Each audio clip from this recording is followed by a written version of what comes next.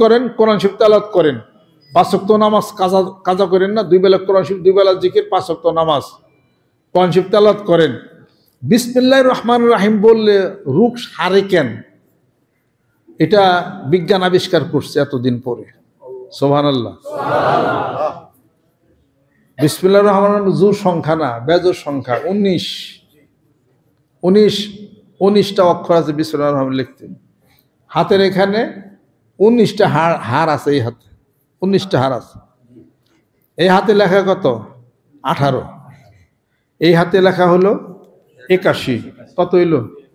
99। আল্লাহর নাম 99।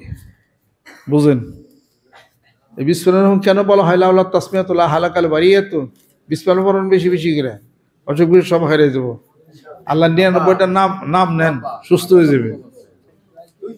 আল্লাহ পাক যেন কবুল করে নেন, রহমত বরকত আল্লাহ পাক যেন নাজিল, আল্লাহ পাক যেন নাজিল করে দেন।